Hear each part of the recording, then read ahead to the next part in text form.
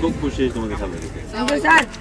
নারী দলের বিপক্ষে টানা দ্বিতীয় ম্যাচে জয় পেয়েছে অনূর্ধ্ব 15 দলের ক্রিকেটাররা। তাদেরকে বাহবা দিয়েছেন বিসিবির cricket operations chairman Nazmul Abedin Fahim. তার মতে শক্তিমত্তার বিচারে এই দলটা কোনো দিক দিয়েই পিছিয়ে নেই। আমাদের আন্ডার 15 ছেলেদের যে দলটা, আমি খুবই ইমপ্রেস ওদের খেলা দেখে। এখন ওরা খুব বেশি খেলার সুযোগ পায়নি, জাস্ট আমাদের প্রোগ্রামের মধ্যে ঢুকেছে। আন্ডার 15 দলটা যেহেতু যথেষ্ট শক্ত একটা দল, এটা জাতীয় দলের খেলোয়াড়, এটা কিন্তু হঠাৎ করে এখান থেকে ওখান থেকে নিয়ে আসা খেলোয়াড় দিয়ে গড়ে ওঠা একটা দল না, এটা ন্যাশনাল আন্ডার 15 টিম। সো এটা ভালো হবে, এটাই স্বাভাবিক।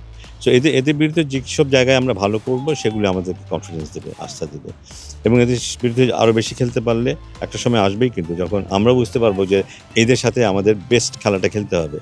15 না পেরোনো এই যুবাদের সাথে ম্যাচ খেলেই বিশ্বকাপের প্রস্তুতি, সেটি নিয়েই রাজ্যের সমালোচনা। তার উপর নারীদের লাল কিংবা সবুজ দল কোনো দলই ছেলেদের সাথে জিততে পারছে না। তবে জয় পরাজয়ের হিসাব এক পাশে রেখে মূল প্রস্তুতিতেই ফোকাস দিয়েছেন ক্রিকেট অপারেশনস চেয়ারম্যান।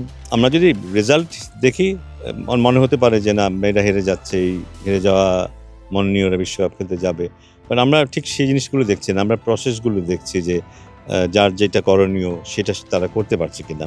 সবসময় পারছে তা নয়, ব্যর্থ হতে দেখেছি আমরা, বাট কিছু কিছু জায়গায় ভালো করেছে সেটা দেখেছি। এতদিন যা খেলেছি ঘরোয়া ক্রিকেটের ভেতরে বা নিজেদের মধ্যে, সেখানে আমাদের নিজেদের সেরাটা বের করে নিয়ে আসাটা সবসময় হয়ে ওঠে না, কারণ প্রতিপক্ষ যদি ভালো না হয় যে সেরাটা বের করে নিয়ে আসাটা কঠিন হয়। এখানে সেই জিনিসটা বোধহয় কিছু হচ্ছে। এক্সট্রিম মশার কয়েল প্ল্যান্ট ফাইবার দিয়ে তৈরি, তাই সহজে ভাঙে না, সুগন্ধিযুক্ত ও নিরবিচ্ছিন্নভাবে জ্বলে। ডেঙ্গু, চিকুনগুনিয়া বাহি সহ যে কোনো মশার বিরুদ্ধে দেয় এক্সট্রিম সুরক্ষা। এবং আগামী আরও যে 2-3 ম্যাচ বাকি আছে সেখানে আমি আশা করছি যে আমরা আরেকটু কিছু ইমপ্রুভমেন্ট দেখতে পাবো, বোলিং ব্যাটিং সব কিছু মিলিয়ে। সো সেটাই আশা করছি, এবং দেখা যাক এরপরে কি হয়। বাস্তবিক অর্থে মেয়েদের প্রস্তুতি ভালো হয়নি, বিশ্বকাপে ভালো করার সম্ভাবনাও খুবই ক্ষীণ। তবুও জ্যোতিদের নিয়ে স্বপ্ন দেখছেন নাজমুল আবেদিন ফাহিম। জ্যোতিদের বিশ্বকাপটা মাত্র 8টা টিম এখানে খেলছে, এবং আমরা জানি যে এখানে অনেক শক্তিশালী দলগুলো আছে।